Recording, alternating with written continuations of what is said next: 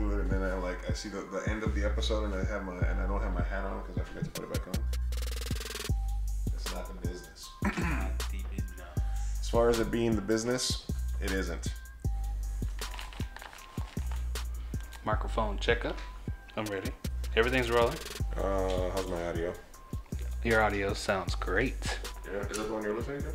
It's the one I'm listening to. So both cameras are rolling, both audios are rolling. This is Two and Burrito Podcast, episode 7, I think. June 28, 2020. What is up, everybody? It is your boy Lou Martinez, aka Big Chief Burrito, with another episode of the 2 a.m. Burrito Podcast. I am your host, Lou Martinez, and with me, as always, Kenny.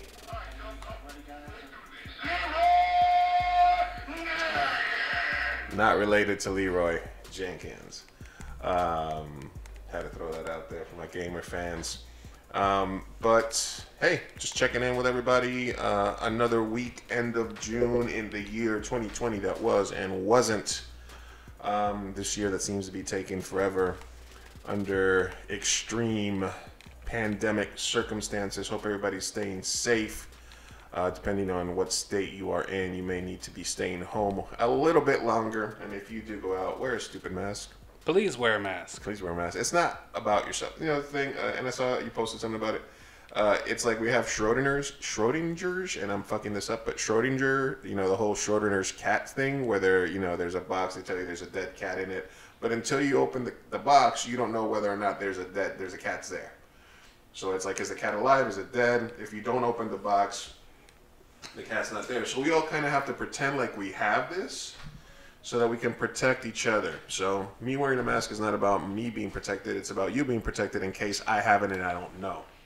Which should be pretty obvious, but people seem to be making it a political statement and what have you. And it's just science, right? Yeah, and it's, in the beginning of the pandemic, it was said that younger people couldn't get it, but then we had cases of infants and 6-year-olds, 11-year-olds, 20-year-olds, and 30-year-olds. Right now, 20 and 30-year-olds are on the rise. So we're not safe. Yeah, and if you go out and riot, go out and protest, go out and march, go out to a fucking Trump rally, go out wherever, and you're just being kind of brazen about it, then at least stay away from the elderly, stay away from the infirm, stay away from your grandpa and grandma's house and your tia's house, and just kind of do your own thing. Because I think, young people and people that just couldn't wait to get the fuck out the house are like, bars are open, boom, I'm out there. And then you get out there, you get a couple of drinks in you, and then you're like, fuck social distancing, blah, blah, blah, blah, blah. It's a hoax, whatever you want to say, but people are just getting back into it. And everybody else is going down, but we're going up. So anyway, stay safe. This has been COVID Talk.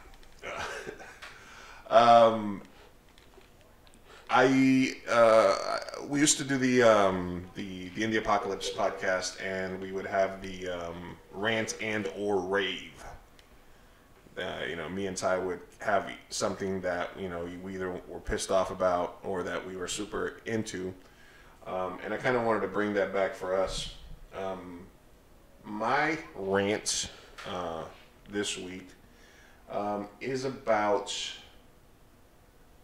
support from your friends when it comes to shit like this, creating content, independent films, your acting career, whatever it is that you do to maintain your creative or artistic thought process going.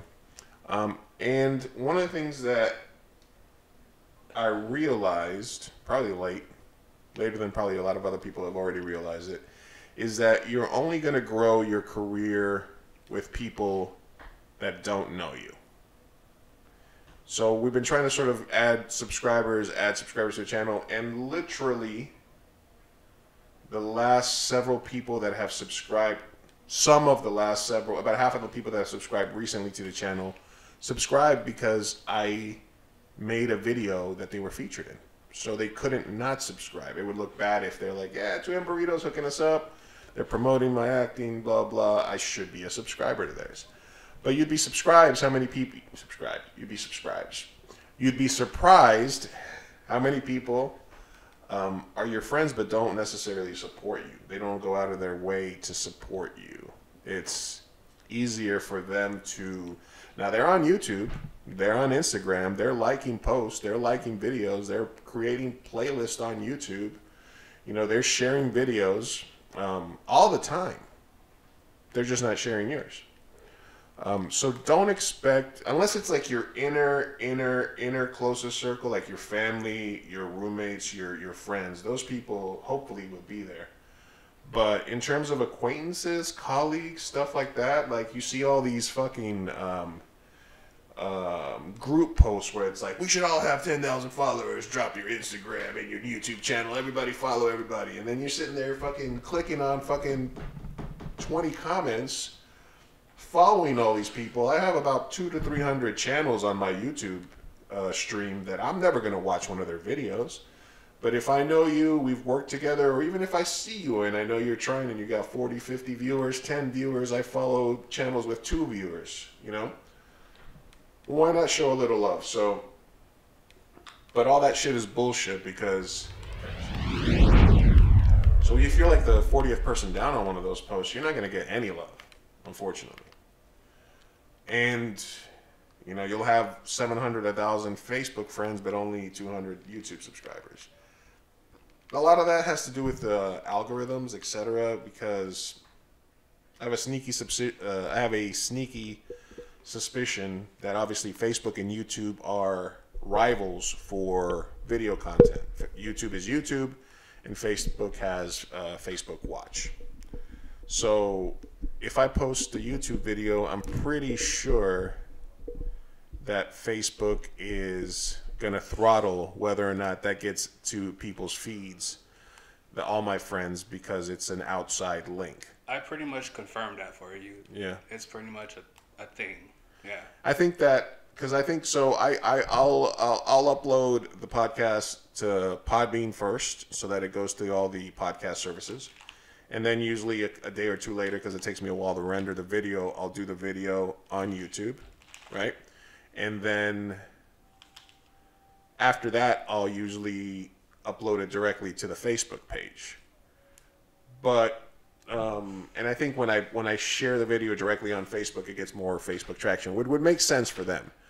But it's so easy. I mean, it's so easy to support people. I got a tip for you guys.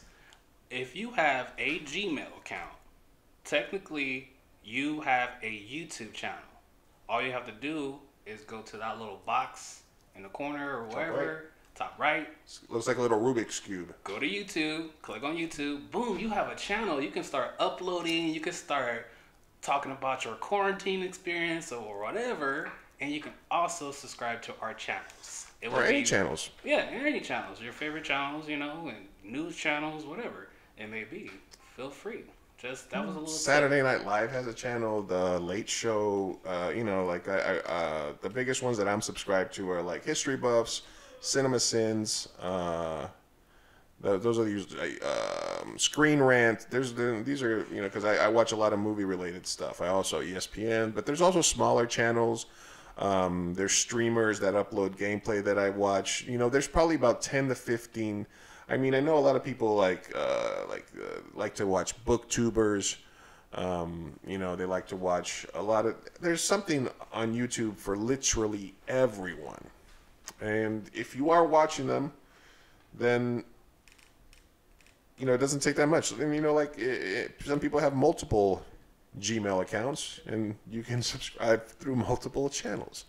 Which reminds me, I have to subscribe to my Pothead Etiquette channel from my Lou Martinez channel, and then make sure my 2M Burrito channel is following all my other channels. So, yeah. That's my rant. That it's a sad realization that you can try to put yourself out there. So that's why, like I said, man, you know, like I don't. Everybody, I mean, by law. Since we're living in a fucking purge universe, apparently now, everybody's got to have a podcast, you know? I'm just trying to follow the law. By national decree, the 2020 podcast rule. And I don't have quite 10,000 hours in terms of podcasting, but for Indie Apocalypse, we did like 100 and something episodes. We had that going for a while. We had episodes with 25, 30,000 downloads, depending on the guest, at some point. So I do feel that I can build this back up again, you know, with Kenny's help. You know, we're going to start interviewing people, doing shit like that. But I guess to my really, like, acquaintances, I'll tell you what I told the executives from a network that I got to talk to that rhymes with Shmimi Mesh. And that is, you know, I'm going to do this with or without you, basically. I enjoy hearing myself talk. I enjoy talking about current events. I enjoy talking about making movies, watching movies, topics that are interesting to me, my family, and my friends. So, and it's not like this takes up a shitload of our time, you know, one night a week, a couple of hours to edit if I have my shit together. So we're going to keep doing this, and hopefully, you know, you jump on for the ride. But it is a sad realization that to grow, you need to figure out how to target people that you do not know. So, and I'll let you get your point in, Kenny, but I'll let you get your point in, Kenny. But so that means find your niche, and go out and find groups of people, either Facebook, Twitter, other places, and join the conversation to where you become a relevant voice. And you know, whether it's, you know, real reviews that might be niche that are good videos for actors to watch, or like some of our political stuff, which might be current for people that are looking for current events, or when we do scene breakdowns and stuff like that. You know, different people are going to watch different things, and you have to sort of, you know, learn from that. You know, obviously, we're a long way from 1 million, but why not? Why not shoot for 1 million subscribers? Anyway, this is the intro. Make sure you're following us. Kenny's got a point coming up here. But that was just my rant for the week. Kenny, the floor is yours. Yeah, so to add on to what you were saying, when you were doing the math, because I have been watching the subscribers and checking if it's growing or not. It is little by little, slowly. Little by little, yes, it's growing. It's great. I want to make sure that we're on track for our 500 by the end of the summer, and for me, I want to hit 1K by the end of the year. I mean, on YouTube, Facebook, I have 750, and YouTube, we're like at 275 now. Yes, and when you said that, it hit me. I've sent so many DMs of the link, and then so many people have come back and said, "Oh, I love it. It's great. I've been listening to your podcast. I've been watching your videos." But the amount of DMs that I've sent don't reflect the subscribers. So I'm just like, if I send you a DM, my point is, people are weird about it. If I send you a DM, like, thank you for the view. But I sat here. I need you just to hit that subscribe button on top of watching the videos as well and keeping up on the podcast and stuff. I appreciate you guys, but just hit subscribe. Like I sat here at it was fucking stupid. But I sat here at Friendsgiving, right? And I'm like, hey, before we start doing this, I want 40 people, closest friends, people I've worked with for the year. I'm like, listen, I made food for everybody. You guys are cool. I want to have a good time. Can everybody here just double check right now that you're subscribed? Does everybody use YouTube on their phone? Can you just please, just for 2 seconds, just look up 2AM Burrito and just, oh, I'm subscribed, I'm not subscribed. Okay. And everybody was just like, yeah, I'm pretty sure I'm subscribed. I'm pretty sure I'm subscribed. I'm not even, my phone's right there. I'm not, it's my shoulder, I got a shoulder. You know what I mean? So, it might sound like I'm talking shit about my friends and colleagues, and I am. So if this video comes across your timeline, make sure you at least like it. Leave a comment, you know, even to tell me that you suck. It's fine. You don't like it, you don't like it. I know there's haters out there. I know there's, you know, people that are just like, what's this fat fuck up to? What the fuck is he? What is he trying to do? Let us know. Yeah. Let us know. If you could only know how incredibly easy it is for me to sit here and talk nonstop. How incredibly gifted I am at this. I am so much better at this than you are. I'm sorry, I might cut that part out. I might be going a little far there. Uh, No, keep it. I'm making fun of you while you're saying this stupid shit.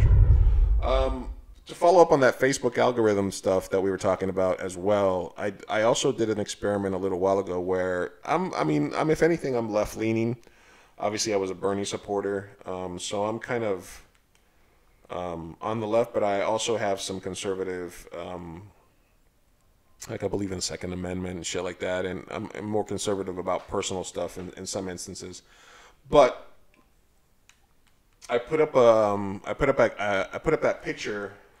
Well, I created a picture, the meme itself, which is the Office meme where she shows the guy the two pictures, and then it's like the two pictures are the same. One of the pictures was Trump with the Bible, the other one was Nancy Pelosi and Chuck Schumer kneeling with the friggin' dashiki, or what the hell were they wearing? They were wearing some, you know. And the only thing I meant to say when I posted that was that they're both forms of pandering. You know, just like when Hillary Clinton went on fucking Breakfast Club and they're like, what's one thing you always got with you? And she's like, hot sauce. And then Charlamagne was like, hot sauce in my bag, Shrek? And she's like, yeah. And then he was like, that's kind of pandering. And then she's like, is it working? Well, you ain't president, bitch. So obviously it is not working. So my entire point was only that both were instances of pandering. And whereas if I post a video or if I post something personal or if I post a link to something, blah, blah, whatever it is, it won't get a lot of traction. That picture got people out of the woodworks that had been on my friends list for years but that never interacted with them. That got put in front of them immediately. Because I had people that literally I've had on as friends for years but have never liked or interacted with any of my posts at all. But that picture, which is political and is sort of like, it can be construed as that. It's a similar picture that somebody that was a hardcore Trump supporter, not really a Trump supporter because it makes him look bad too, but somebody that's kind of like right-leaning would post, you know what I mean? Or like a middle-of-the-road person, libertarian. They would say that.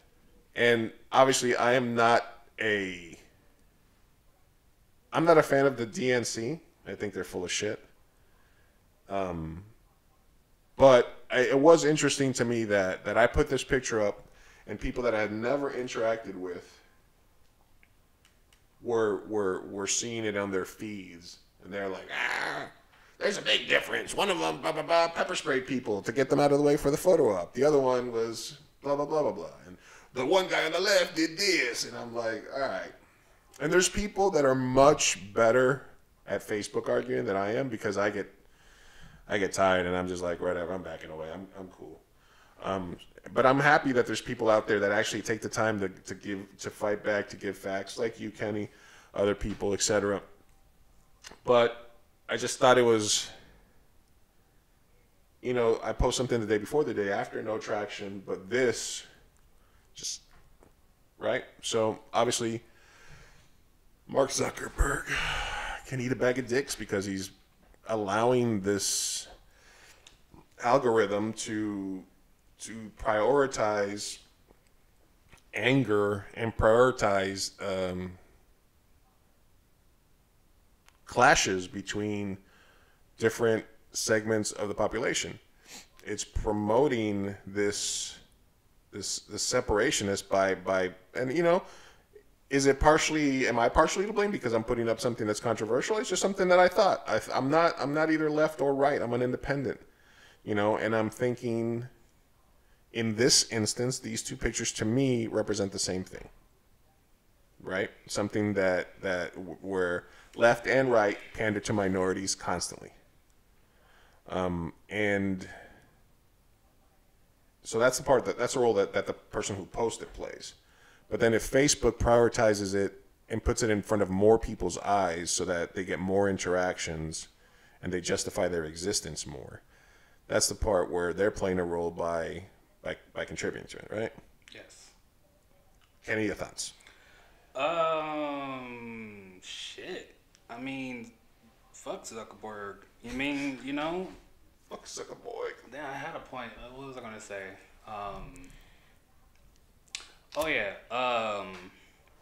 we all know about muscles in our face and right and stuff. How we got a whole bunch of muscles, and it's easier. We Muscles use on my less. We use less muscles to smile than to frown, right? Right. And it's easier to smile than to frown. And so with Zuckerberg, he frowns. He does the harder route for everything. He can just like my dad used to say all the time, Trump after Obama was set up to just be amazing, to be the best president in the ever. He could have been if he wanted to. It was the country was set up for him to be the best. Yeah. But Zuckerberg, his choices that he makes, he can make different choices that put him in such a amazing light. He can be looked at as like a like not a savior, but like as a good guy. But right now he's not. He's horrible. He's a Trump motherfucker. So sorry, but I try not to get off topic. But yeah. So he's frowning and he needs to smile. He's not smiling. So Yeah, I think I don't know. Is Facebook evil? I mean, it was MySpace and MySpace and Friendster, and then Facebook just basically killed everything and took over the game. And there's been these smaller sort of offshoots that are trying to get off the ground running, like, hey, come on, everybody, let's go here, or hey, everybody, let's go over here. But Facebook is still there. But I think now it's mostly. I mean, it's already so powerful, and it's entrenched. He's slowly, creepily making it even more powerful every single day. We got Facebook dating, we got Facebook Watch, we got Facebook gaming. I mean, and the gaming has been back. Remember the farm towns from back in the day? Everybody played that. When I was in high school, Mafia Wars, you already know. And now they got PlayStation, they got Xbox, Call of Duty, Minecraft, they got everything. And that is like $1 billion industry. So Facebook, they know what they're doing, and it's a little scary. It's just like how, what was that thing? Who was it? I don't know if it was iPhone, Apple, or Disney, but I'm always thinking about marketing and corporations because I'm into marketing and all that from my brand ambassadoring work, and it all ties into political stuff too. So I like to get really into it, but Facebook is doing something, and they could be a monopoly. They could be eventually get too powerful and like take down other companies and start buying. Well, already buy out everybody. Instagram was really the one that came up and was like, ooh, hey, well, a lot of young people are moving to Instagram. And then Facebook was like, yep, no. You are mine now, Instagram. Now they own Instagram. And basically, if you realize, like, Instagram stopped kind of innovating at that point and just kind of was like, just began with the advertising and the celebrities moving there and stuff like that, where now the alternate to that is the Snapchat. See how old I am? I call it the Snapchat. The Snapchat. All these young kids with the Snapchat. I gotta bring back the old, I don't know if you ever listened to The Apocalypse, but I used to do a character called Octavius Butterscotch III. Tell me about it, I think. Octavius Butterscotch III. Which is really just a bad impersonation of the Toll Booth Willie from the old Adam Sandler tapes. The toll is that $1.25 pot. But he was an inappropriate character for the time, and I'd just like to apologize for the insensitive jokes that I told while I was skiing. He told a joke. He told a joke once that him and Charlie Chaplin double teamed an extra on the set of the Great Train Robbery. That was the joke. And Ty was across the table from me. He was just like, "Oh, me and Charlie Chaplin double teamed an extra on the set of the Great Train Robbery. I got a little jizz on my chest." That's something like that. The character said that. The character said that, not me. I say much worse things. So yeah, that was my rant and or rave and or conspiracy theory for the week. And if you have one next week, then feel free to bring it. Because I think it was a cool. I have 1,000 rants, bro. What are you talking about? Just one. All right. Next up, do animation madness or Twitch drama. Twitch drama coming up. And we are back. More 2 AM Burrito podcast with Kenny and Lou. And I wanted to talk a little bit about the Twitch drama happening the last couple of days. 2 things that happened. There was I want to ask you about this real quick, and then we'll get into Dr. Disrespect. But there was a Warzone tournament, right? Mm-hmm. Trios, different, like 9 different trios. They're going for like, it's a 50 grand tournament. So first place is like 20 grand or something. And one team at the end of their stream who won, they noticed that they had cross-platform off. So like there was 20 teams, 19 of them, assuming it was part of the rules. It wasn't specifically written as one of the rules. Yeah. But everybody played cross-platform off, so they would be going against people on PlayStation, whatever. Cross-platform on, so that you can be matched up against keyboard and mouse players, Xbox players, everybody, right? Keyboard, PC with controller, etc.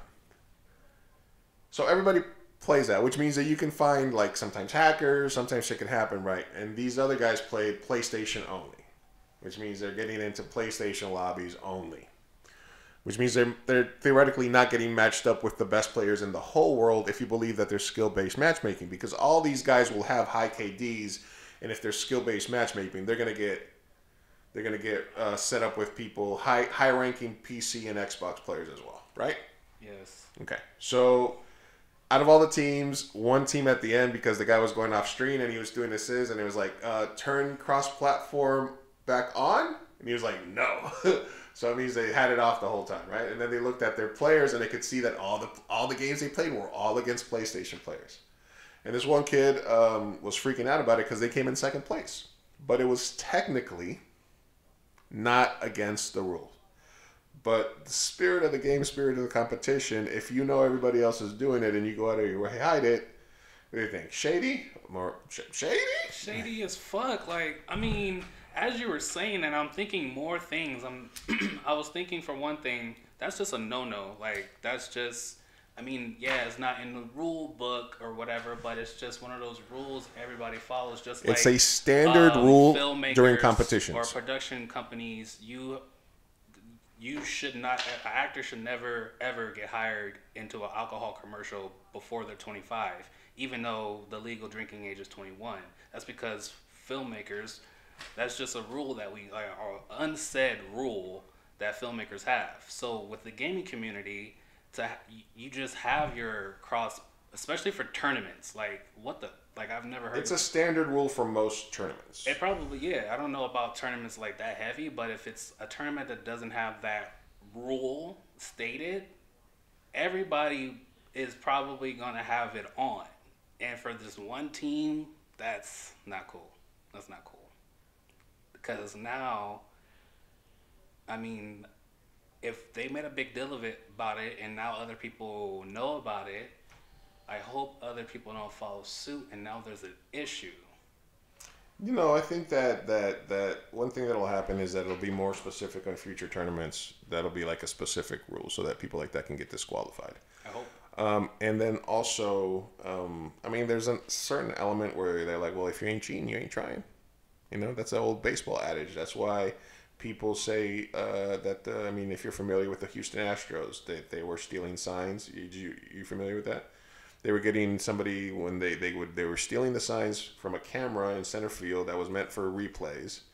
They were getting, and then they would bang the fucking garbage can when there was either a fastball or a curveball, so that the hitter know, and motherfuckers were blasting home runs like crazy in terms of the home away splits. So the adage is, if you ain't trying like to push the boundaries, if you ain't cheating, you ain't trying. So is there something to be said for trying to, within the rules of that tournament, get every single piece of advantage over everybody else? And then the guy's like, "Oh, I didn't know it was such a big deal." I mean, there is ways, and these ways can be somewhat unfair to some people because, like, you can buy the best controller, the best headphones, the best Wi-Fi, and all kinds of cool things. Play on PC versus play on console. They say PC players do have an advantage against console players just because their computers are just so fast. They're able And they to can flick the wrist. the monitor's refreshing so faster and everything's moving. You can just move so much faster. I'm already dead by the time I see you when I'm playing my Xbox. But even knowing that I have a disadvantage to PC players, I'm up for the challenge. I'm down. I'm like, I don't give a fuck if you're faster. I'm gonna get you. Like, I'm better than you, even though you're faster than me in a way. But what was your? I don't even. I got off topic. What was your question? No, my question is there something to be said for, like I said, like if you ain't, for looking specifically through the rules of the tournament and then finding, okay, another. Finding an angle, like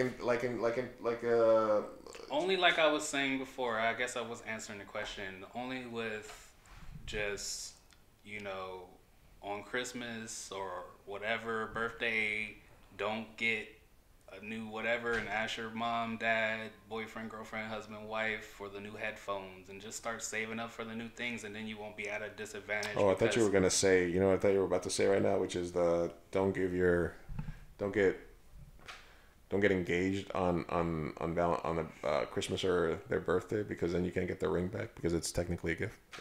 Side. No, but like that's for me. For me, that's the only way. That's the only way you should aim to be trying to be at an advantage to other players. And just if you have more free time to practice and play, then you get better. Like, that's just how it is. So no, don't cheat. Not in games, and not when $50,000 or millions of dollars is on the line. Because some of these tournaments go all the way up there. So it's not cool when money is involved. It's not cool when money's involved. And there's nothing, I guess you said there's something to be said. I mean, just back to what you said, like, hopefully the tournament runners, because the tournament runners can sometimes just be some random guy that has a bunch of pull with a bunch of streamers and blah, blah, blah. It's like not a mod or something. Yeah, it's not always just the corporations or TwitchCon or whatever throwing these tournaments. So if everybody gets on the same path, I guess, or if everybody gets on the same page, here we go, with just implementing that rule, just turn it on. When you play by yourself, when you stream, when you're with your friends, you can turn it off. But during tournaments, during professional type, when we get to the professional parts, just have it on. You can't have it off. It's not cool. Not fair. Yeah, no. I mean, like I said, two things will come out of it. There'll be more people will be more thorough on the rules, and those people, and for the streamers themselves, they're gonna get a bad name in the community unless they do the right thing and be like, oh, we'll take second place, or here we'll share our money with you, or blah blah blah, because nobody's buying the. Again, this is just my thoughts. The sucky thing about that whole getting the bad name in the community is, like, they can change their name. Somebody. Yeah, people know your face.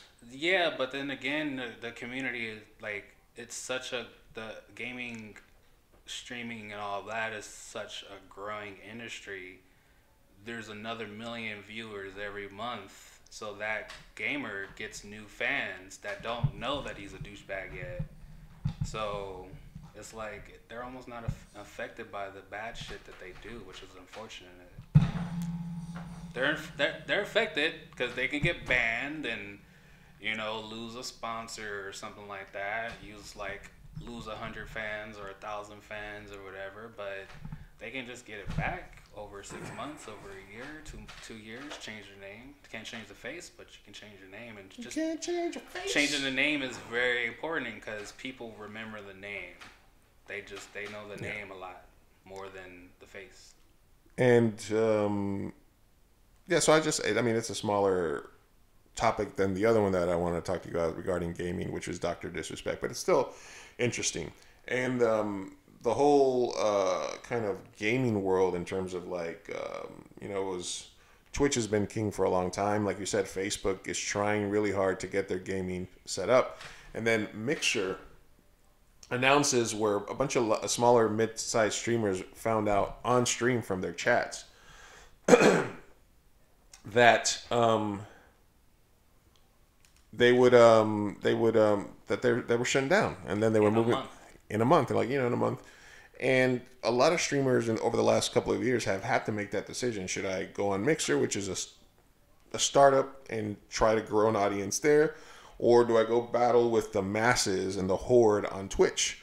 Or do I go more niche with Facebook or YouTube? And, a lot of them were going to Mixer to try to kind of grow the renegades, I would say. And then it gets pulled out, the rug gets pulled out for them. Not only does this now increase competition on Twitch, but a lot of these streamers, that's their revenue. If they have 1,500, 2,000 subscribers each month, that usually translates to about $4 or $5 grand a month for them. That's rent, car payments. That's a lot of internet. It's almost like they had their own quarantine. They had their own March, whatever, 13th through the 20th. A lot of people got fired during that time. I know I did. Damn. Like, they had their own quarantine, and everybody was freaking out. They were just like, how am I going to... all the mid to smaller streamers were freaking out. Even some of the top streamers were freaking out, too, even though they almost didn't have anything to freak about, because, if they have a good community, their community will follow them to the other platform, and they will be successful there. Just like all my top streamers that I follow, most of them went to Twitch. One went to Facebook, which I was surprised. I need to actually go follow her on Facebook. I haven't even checked to see how she's doing, but what you call it? Yeah. A lot of people were scared and freaking out, and people are still probably having a hard time with it because, I mean, streaming is hard. Like, I've heard stories. Many people say they streamed for 6 months with 0 viewers, and then all of a sudden they started getting blah blah blah. It takes a long time to get to making $3,000-$4,000 a month, and for you to hear that all that hard work is just gonna be gone in a month, like, that's a heart pounding situation going on. Like, I feel for those people that are having a hard time right now. Yeah, and then on the other side, Twitch drops a bomb on everybody, and it's that Dr. Disrespect gets banned allegedly for life. The only person that really reported with direct knowledge of it said it was something bad that they couldn't talk about, but that was probably, I think they said, but that it was probably a ban for life. And then there were some rumors that it had to do with some of the shit he did at TwitchCon, where he was broadcasting live from a bathroom, or the DA MCA, YMCA, whatever it is, the copyright stuff that's happening where streamers are not really being encouraged to play copyrighted music on Twitch, which has always been the main reason people like Twitch, is because the streamers are vibing, playing music, etc. So for a while, it was a weird time where some streamers just were like deleting it off their VODs, because they think that might be the reason people are getting knocked.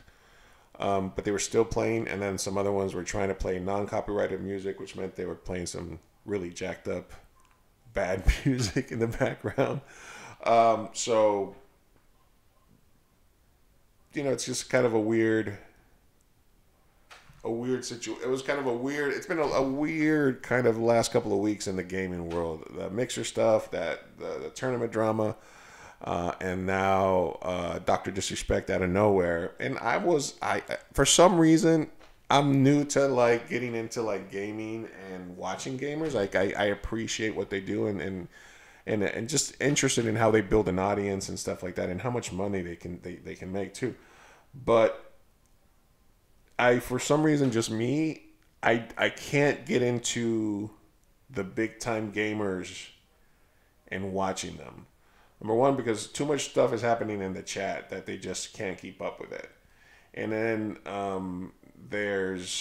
then I feel like there's already this language, this shorthand, these emotes that they use that everybody already knows about, but I don't, because I wasn't there for the party from the beginning. And I find that in the smaller, like under 1,000 viewer kind of streamers, they're a lot more interactive with their chat. And then you can sort of get a little bit more about their personality. I think that when I watch the more popular streamers, they just seem like they're celebrities, or they're just kind of hassling their chat for money. Mm-hmm. Or they're ignoring them altogether because they're too big. Yeah, right. I'm in the same boat. I do follow a few big time streamers, and that was only because I met them during TwitchCon. They worked with me during one of my brand ambassador gigs, so I followed all of them because I knew one day I was going to start streaming and possibly get on one of their streams and play with them. So I was like. It was weird because Dr. Disrespect's last stream, I actually watched it to the end. Well, I was doing other stuff. It was on in the background. I'll tune in and out. But yeah, I told you the next morning. You're like, what? I just watched it last night. I just watched it last night. What are you talking about? Yeah, so I was just there. That was weird, and I can't remember how I found him because I watched everything on Mixer. I don't really do Twitch until now because all my streamers are now on Twitch. But I've been following Dr. Disrespect and all those streamers that I met during TwitchCon for forever.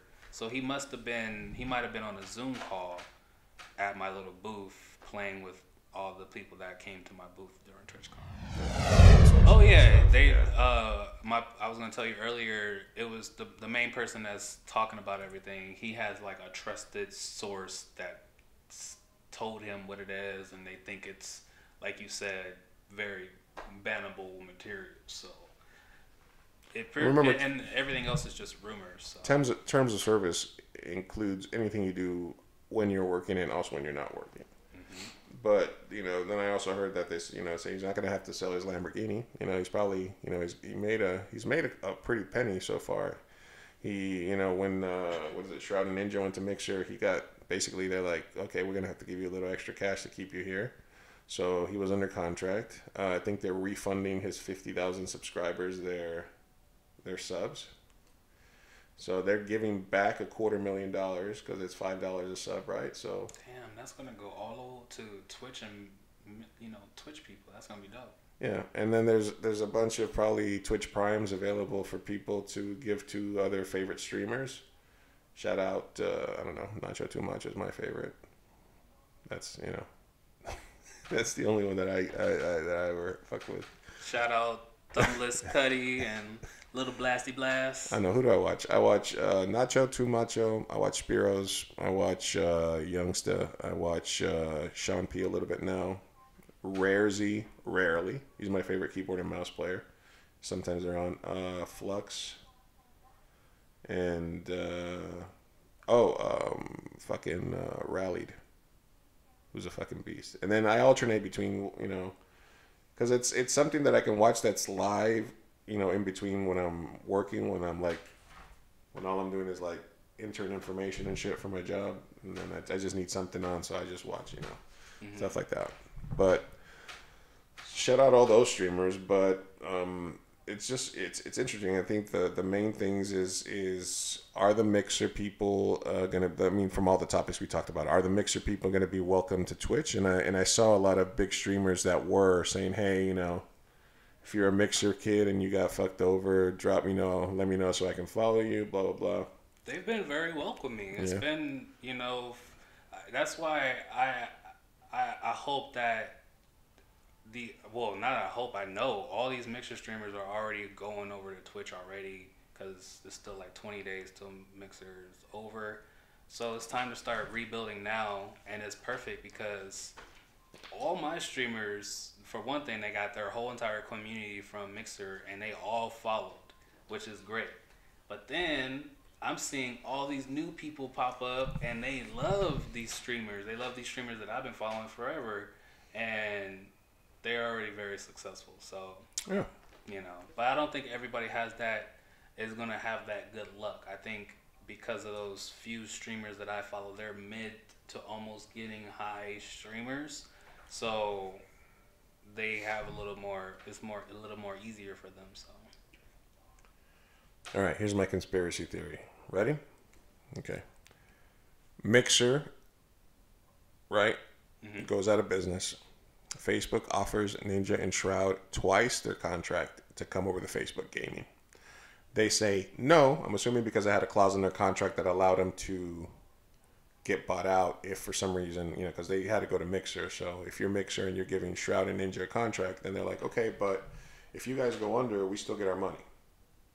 And cool. So I guess that was the option they had. They could just have their contract bought out and take their 30 million or 10 million, or they could get 60 million and 20 million from Facebook by going to Facebook Gaming. I got something to add on to my change. But what hold on. You think? But let me give you my conspiracy theory first, and then you can debunk it. Then they both say no. They get bought. So basically, they get 3 years worth of money for less than a year worth of work. Right now, they're free agents again, and they can go back to Twitch. They can go to YouTube. They can go to Facebook. Or they can just sit on their ass because they got fucking fuck you money, right? Twitch realizes that they're going to have to pony up to get them back. They're going to have to at least make an investment, right? They already knew the shit about Dr. Disrespect that got him fired. They already knew that. They already knew. They already had it. They just had it in their back pocket. Hey, Dr. Disrespect did X, Y, and Z. Okay, fuck. We have this. We're still collecting money. We're Twitch. We're the biggest fucking thing in the world. We're still getting 50% of his fucking subscribers or whatever. Or if he's getting paid like a flat rate, they might be getting all the subscribers, right? So we need money for Ninja and Shroud.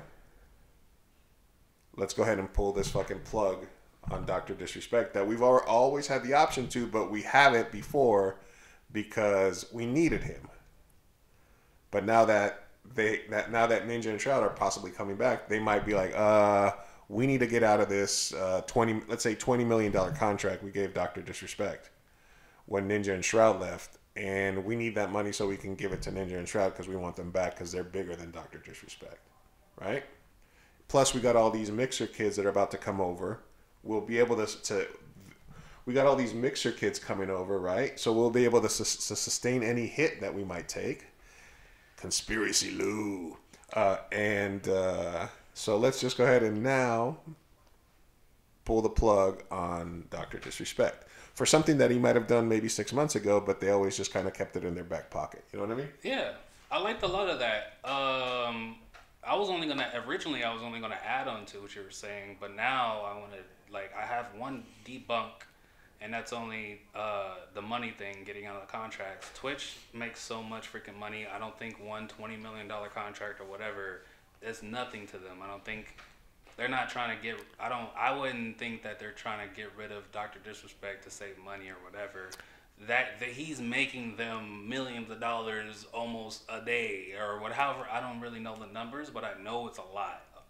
Well, if he's got 50,000 subscribers a month, that's $5 times 50,000. That's why I say that's $250,000 they refunded.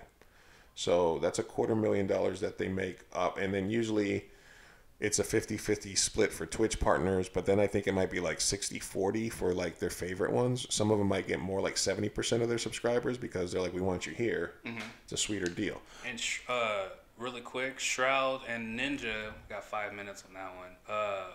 Shroud and Ninja, when they go back to Twitch or wherever they decide to go, I don't know anything yet. But if they go back to Twitch, they'll be fine. They're gonna all their old followers are gonna refollow them, even though they're probably mad at them. And their new followers on Mixer are gonna come straight to over to Twitch, and they're gonna be just fine. And I feel like Ninja Shroud, Doctor Disrespect, that would be like the ranking. It will go straight back to what it was before. Ninja on top, in a way. I guess Ninja on top, right? He's like number one. But to add on to what you were gonna say to your, I never watched any of those giant streamers. I can't. I only watched the ones that I met. Poach, 72 Hours, Doctor Disrespect, Ninja. Once in a while. Only when he's playing games that I play. He's playing Valorant right now. I don't like watching people who play Valorant, so I'm not watching him right now. If he plays Call of Duty, I will watch him. But to add on to what you're saying, Mixer denied a couple offers. For one thing, they just spent a lot of money on Shroud and Ninja not too long ago, so they obviously had plans to grow the company and make it big and all this other stuff, right? So, and they're denying Facebook's offers for millions and millions to buy the company, whatever. But then months go by or whatever, and then they get offered again and they say yes. So what happened? So since then, a lot of cases have been coming out about mid to up and coming big streamers of Mixer. A lot of sexual harassment cases. Yeah, that was what I was going to add too. Harvey Weinstein type motherfuckers. What I was trying to say is, what if one of those harassment cases was Dr. Disrespect? But let me say this real quick. Well, as a company, I'm adding on to what you're saying. No, but what I meant to say is, like, the reason that I think that makes sense is, okay, they have this thing about him that may or may not include a harassment claim, right? Mm-hmm. They can fire him anytime you want, but it's making the money. But right now, the atmosphere and all these other streamers are getting outed publicly on Mixer, though. On Mixer, or across. But that could very easily expand, like right now. Yeah. So I think all those things combined, the Mixer thing, people coming back, blah blah, all the sexual harassment stuff that's happening, and them maybe being afraid, oh, somebody's going to release this and it's going to make us look bad because we haven't fired him or did anything. Just saying, there's a whole bunch of factors right now. Yeah, that could have come into play. It's kind of fucked up, because Mixer, as a company, you find out that technically your employees, whatever, are fucking up, and you don't say anything, you don't do anything, you just sell the company and don't want to. You just, it's like they kick the dirt on the rug. They don't want to deal with the issue, with the problem, address it. They dropped a message saying they're like, oh, they dropped 2 tweets the same day. One of them was about the harassment claims and all this stuff and saying we're gonna look into it, we're gonna be better, and the second one was also we're out. All right, cool. That was Twitch Talk. And as always, segment 3 is a segment where we switch the tables. Usually we would switch the tables on the guest, and I would see if the guest would want to ask me a question. But since we have no guest here, Kenny, do you want to ask me anything? Or is there anything that you would want to bring up? Is there anything I want to bring up? I wish you would have told me this. Just kidding. This is actually a segment where I fake out Kenny and make him think that I want his opinion, and then I cut him off, and then I'm like an asshole. No, I'm just kidding. But segment 3 was usually the segment I would always come back. Like any topic though? Well, I don't really want to go up. Well, why? What is it? Just what do you want me? I was asking so I can get on the page that you're on of. Well, that's actually because here's what I'm thinking about, because I was like, the podcast isn't really about any one thing, and then I think there's like podcasts like that are usually personality driven, which is it's whatever that personality is thinking about that day. Like Bill Burr or Joe Rogan will talk to anybody and they'll just talk about any topic, right? So I kind of think that 2 a.m. Burrito show or the 2 a.m. Burrito podcast is about that, right? Basically, like whatever it is that I'm and I think it's flowed a little bit better, and it's been, I think I feel like this is the best that I feel in terms of comfort, in terms of talking. Me too. Right? I think it's because we cleaned up the space a little bit, and it's a little bit like, You know, I think we're getting into our groove. And then I thought, well, you know, technically indie apocalypse still exists. You know, so I think that we still have the page, etc. Like we still have all the old podcasts. So I got to talk to Ty about this, but ideally moving forward, when I do stuff that's more film and indie film related, I can release it as an indie apocalypse podcast. And Ty already said that I could release the old podcast as like vintage episodes and shit, like once in a while. And it already had sort of a following, you know. So I'd like to get that back. So 2AM Burrito podcast is just basically me and you and whoever's part of the 2AM Burrito crew or whatever talking about stuff that's interesting us to the week. So for this, it doesn't necessarily have to be film related. Like what have we talked about today? We talked about, you know, Facebook conspiracy theories, wearing a mask, Twitch, shit like that, you know? Because the other type of podcast there are is like very specific. Like I started listening to a podcast called Way Down in the Hole, where they do episode by episode breakdowns of The Wire, like just the whole podcast, and like a couple of guys from the Sopranos are doing a rewatch of all the episodes of The Sopranos. So I think podcasts these days are either like super specific to a topic, to a movie, to a genre, you know. And I don't know. I think in my mind, it's more like it's just about whatever it is. So that's a long answer to a short question, but that's kind of, you know. So. Well, I don't really have anything because everything that I would probably talk about right now, we already touched on it, or yeah. I have one other topic that I want to. I have one right other now. thing that I want to talk about. This is not, you know. But yeah, but in the future, you know, we can do a Kenny segment so you can bring up whatever the fuck you want to bring up. But I'm trying to do better at letting you know during the week what it is that's on my mind, because sometimes, you know, something just bubbles up and I think about it for a couple of days. The other thing that is happening as we speak, and I don't know if this is an overcorrection to a reaction to kind of the movements that are happening right now, societally. But over the last couple of days, several white actors who voice black cartoon characters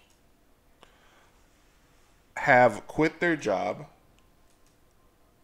They weren't getting a lot of shit about it, but like Mike Henry stepping down from Cleveland Brown role. There was a lady that stepped down from Big Mouth because she played a biracial black girl. And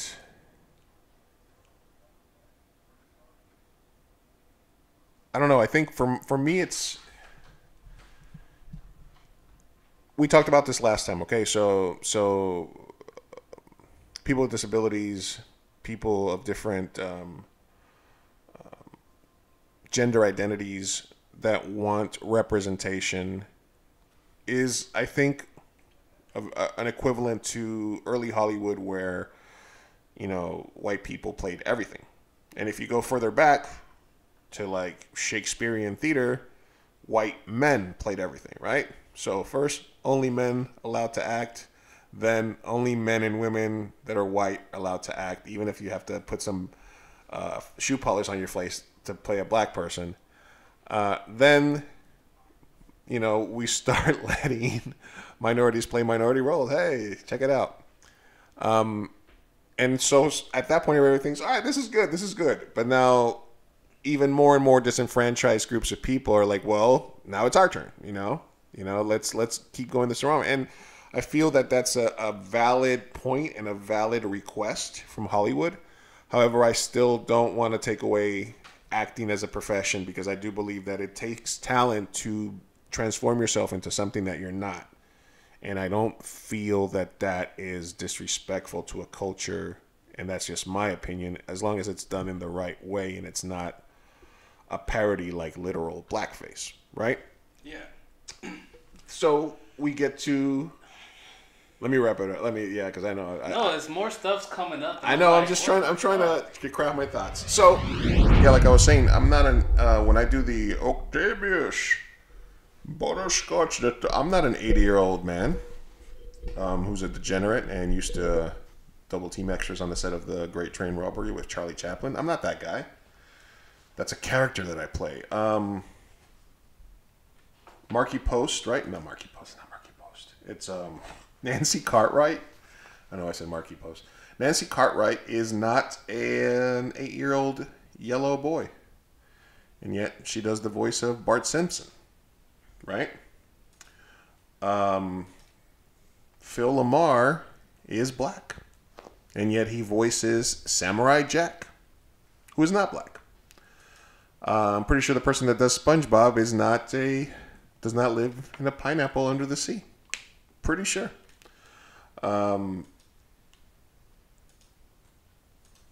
So I think that voice acting should be free, ideally, from, because I think you need it's a sound. I mean, impressionists exist. You know, like there's people that do dead on Al Pacino voices, and Christopher Walken. I mean, impersonations are an art form. Voice acting is its own art form. If you got cast because the voice that you have is a better fit for the 8-year-old biracial girl than a black actress, I don't think it's horrible to say that that's okay, because it's voice acting. I think as long as you are open ethnicity casting and you allow people to come in for a role, and at the end of the day, it's your project, and you're going to have to make a decision. What's the sound that you need? Not the look, right? If it was a look, who's playing the black person? It's got to be a black person, right? The sound, and we were talking before about Charlie Murphy as Ed Wunsler, in Boondocks, along with Samuel Jackson, both playing white characters, obviously in a sort of ironic take on it, and a hilarious show. Shut up, Boondocks, but you know what I mean. I think, I don't know. Is it taking it too far, Kenny? Usually, me being all political and stuff and all that, I would be the first one to be like, yeah, more roles for black people, blah, blah, blah. But unless somebody can give me some facts to why this is an actual issue for black people and blah, blah, blah, I know how hard it is for celebrities who are black to get, even Denzel Washington and all them still have problems getting the roles that they want to get, probably getting offered roles all the time that they seem like, whatever, a whole bunch of stuff. It's not easy for them. So yeah, I think this one's kind of taking it too far. It doesn't really hit me where usually if something pops up, I'm like, no, this doesn't make me feel anything. The argument, I think the best argument is just that let's say I found out there was like a 22-year-old white kid in Wisconsin that was voicing 30% of the Latino characters on all cartoons because he just had this one sound. Would I say that's taking jobs away from Latino voiceover actors? But then my second thought is, what is the Latino, and we talked about this before, what is the Latino sound? What is the black sound? What is sounding Latino or sounding black or sounding white mean? Because that get thrown at me. I know it's get thrown at you. Well, So I'm just saying, it's like, I said it earlier to you. I mean, bro, there's no such thing as sounding right. white. There's no such thing. There's no such thing as sounding black. Everybody has their own slang, their own dialects, and all that stuff. I mean, black people that live in East County, San Diego, sound different than North County, San Diego black people. And people in general, not just black people, everybody in San Diego, California, depending on where you are, you sound a little different, you talk a little different, blah, blah, blah. If you really pay attention, you can actually hear it and see it and all that good stuff. So if both those things are true, that there is no such thing as sounding white or sounding black, then there should be no problem with who plays a character if they are able to do the voice, and it's the voice that the producers want, and it is not a stereotype. Now, if you bring in a white actor to play a black character, and the character is like, show love, man, you know what I'm saying? Like, let me go ahead and soft shoe for it, you know. That's really what, like for example, the Apu character on The Simpsons, right? If he was doing Hank Azaria does a million voices. The very definition of an ethnic stereotype in a cartoon character, the Indian 7-Eleven owner, is, and he just, and even though we laughed when we saw Hank Azaria, we chortled in laughter, chortled in glee, sorry. There came a point where it was like, it starts to feel funny that they're continuously just doing this one thing about this character. And I think Hank Azaria not playing the character would be one thing. I think it's more get rid of the character itself. Get rid of the problematic character, as opposed to getting mad at what color the actor is that's using their voice to create a character that the director wants, right? Mm-hmm. Would you agree with that? I would agree. I was going to touch on that a little bit before you started saying the same thing. Pretty much is tastefulness. Like, as long as it's tasteful, or you have a legitimate reason, like, Ed Winsler and the other guy from Boondocks for being kind of silly or whatever, then, especially if it's written, produced, directed by black people, and you're playing a black character, blah, blah, blah. I know. I think it just goes back to the other topic we had about woke filmmaking and whether, every character has to be played every single time by somebody that fits the character exactly. But, if it gets to the point where you're looking into, whether the person that's voicing a gay or trans character is actually that, what about a show like BoJack, where it's horses interacting with people, interacting with seahorses, etc. Like, I think it's a bit of an overcorrection based on how people are being woketh again, but that would make it so, and correct me if I'm wrong here, but there's the whole thing where they're like, listen, be lucky that all we want is equality and not revenge, right? Yeah. It's not like minorities are trying to be here and be like, they're just trying to get on equal legging. And I think voiceover acting is someplace where maybe there are not enough minority voiceover actors. That I can get behind. More minority voiceover actors should be out there going out for parts, regardless of where it is. If you have voice talent, you should go out there and do it. Hey, that sounds like somebody I know.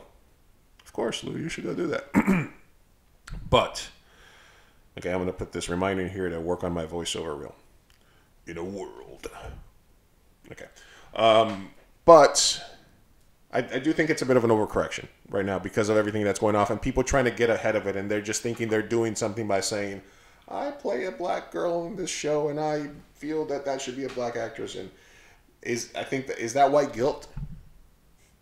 White voiceover actor guilt? Is there such a thing? Could it be that? Yes. Yes? Yes. Okay. We fixed it. It's just white voiceover actor guilt. I mean, I said it's a possibility. I'd say that's what it was. I'm just kidding. But, yeah. Anyway, that's, kind of the other topic that I wanted to talk about that's kind of going on right now. That just over the last couple of days. First it was the big mouth actor, and then, and you can say like Cleveland Brown is sort of a caricature, but it's a very specific caricature. It's almost caricature of a caricature, It's, it's ridiculous. It's a cartoon. It's make-believe. We obviously want more options and more jobs for people of color, for minorities, for disenfranchised groups. And we understand that it comes from a long history of Hollywood putting us in these roles or not putting us in these roles. And I understand that. But I think if a company's doing it right, they're doing open ethnicity casting, they're really doing their due diligence, and they're doing it, like Kenny says, in a respectful, appropriate way, then, make the cartoon that you want. I'm going to say this. I'm not going to say it once because I'm going to continue to say it multiple more times. Mm-hmm. Fuck South Park. Fuck South Park. Okay. Hot take. They're not tasteful. Out of all of the adult animations, and I've watched a lot. Border Town, making fun of illegal aliens and all kinds of stuff. The fuck is an illegal alien? It's not. They're fucking humans. Anyways, I'm more okay with Border Town than I am with South Park. A lot of you guys are gonna hate me for saying that. A lot of South Park lovers out there.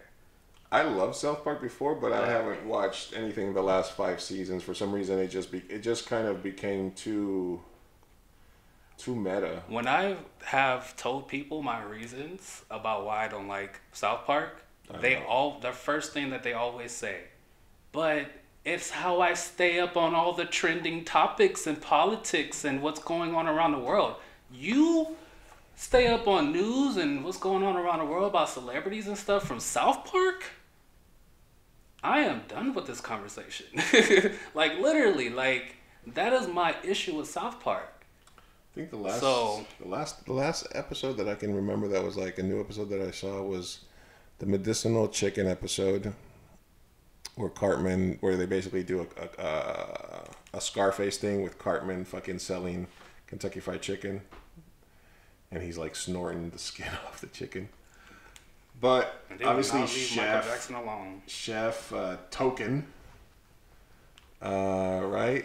And I mean, why do you hate it? Do you just think it's just crude? I think it's problematic for people's brains. For all of the viewers that watch South Park, mm-hmm. if you're trying to be woke and Black Lives Matter, and you're all trying to be different and trying to get rid of your racist tendencies and blah blah blah blah blah and fight for your brothers and blah blah blah blah, then South Park is doing damage to your brain. It's doing damage to people's brain. It's programming you to think about certain people more, in my opinion, than these other horrible adult animations. I think South Park is the worst. That's just my personal opinion. And I haven't watched. I only watched like 1 or 2 episodes of Border Town, and I only watched it. Well, how long did you? How much South Park did you watch? I would when I was growing up. When it was on, I see like a bunch of episodes just counting. Did you used to like it, and then all of a sudden one day you were like, change your mind, or were you always were you hate watching it from the beginning? I did probably like it when I was young. I remember one of the things, because I mean, you killed Kenny and the whole thing, Right. Oh, you bastard. I remember that was a very popular thing that hooked everybody, a lot of people, but then 2 main characters. I remember the fat kid and his best friend. Cartman. Like, I remember, I just liked their fights and their bats. They would always kiss and make up and shit like that. That was what I liked about it. I remember, and all the other shit was just, It's like, okay, Michael Jackson doesn't have a nose again. Great. Michael Jackson's in the closet. Oh no, what is it? Tom Cruise is in the closet. And then I pull out my gun. So, what I remember the most, I think, I still the Loch Ness Monster stuff. 350. I go out of my way to bet 350 when I play poker, just so I can say 350. And then I think, is he right behind you? No, I think I have a Professor Chaos Pope, which is Butters, when he becomes a Professor Chaos and General Disarray. I love those guys. And then one line that sticks with me is when the internet was out and they had to go. They were like, and then they just, it was like the old Oregon Trail, and they're like, where you guys going? And then he'd be like, oh, we're going out California way. And he's like, I heard they had some internet out there. And he was like, how much internet do you think you got out there? Like 1 million? don't know, for some reason it just seemed like, but at some point they just started getting ultra meta, ultra topical, ultra like, I won't say agenda, because I think they were kind of equal opportunity in terms of what subjects they would attack and sort of skew. But when they started getting very meta and just very, it wasn't just about them. It was about everything. That every episode they did was a commentary about something. It stopped being just kind of about these kids in this town. It became more about them responding to categories, to controversies or to issues that were affecting people. Yeah. So I wouldn't go back and say that I feel myself that watching it. I mean, they had some shit, but I think in the time frame that it was created, I'm not going to say I hate it. I don't watch it anymore just because I don't think it interests me anymore. And I did stop watching the new seasons a long ass time ago. So whenever somebody asks, did you see that South Park about this or about that or about Caitlyn Jenner or about the Olympics or about whatever? I'm just like, no, I don't need that. The same way I kind of am okay with like ditching on shows. But that is a hot take by Kenny to stay away. Oh, and then obviously the pothead towel. Come on. Yeah, because music, TV, and all that stuff. Everything has a possibility of accidentally, making you think a certain way about whatever or act a certain way, blah, blah, blah. I will always speak up against things that I think do it more than, hey man, it's your opinion. That do too much. If you think South Park sucks, you think South Park fucking sucks. Yeah. Another hot take by Kenny. Yeah, so that's what you wanted to just add that, right? Because what we were talking about is that what it is? I was like, how do we start talking about South Park? You're like, hold on, wait a minute, I got something on my mind. I know, I didn't want to. That lasted a while. My week in Netflix is really non-existent for this week because I didn't really watch anything that stood out to me too much. I mostly was focusing on editing and working, and watching streamers stuff. So no, my week in media. I know everybody is always texting me asking me what's the next. When's that new week in media coming back? On my week in media. I watched. I did watch something. What'd you watch? I watched because of last week. Talking about take the black card away. Oh, did you watch 13? I did. Oh, man, that's good. Crazy. Yeah. Yeah. I mean, stuff that we already know, but it's told in a very interesting way. They did a really good job. Man. Yeah. Good job, Kenny. Let me see if I have it around. I liked it. If I have your black card around here, I'll find it. I'll put it in. Yeah, so that's it. This is the 2 AM Burrito Podcast. Thanks for listening. Thanks for watching. Don't forget to follow us on Podbean or wherever you listen to your pods. And if you're watching this on the video, leave a comment.